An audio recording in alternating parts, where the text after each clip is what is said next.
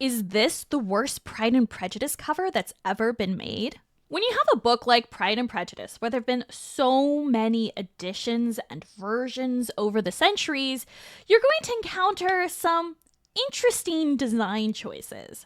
Personally, I think a lot of the worst Pride and Prejudice covers that you kind of see floating around the internet, a lot of those have to do more with evolving tastes in design and publication trends than maybe being necessarily a bad cover.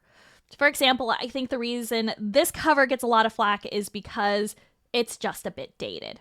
But there's one cover that people seem to agree is the worst. And that's this one. I was actually pretty shocked to discover that this edition was produced in 2009 by Heritage Classics because it's actually quite dated of an art style.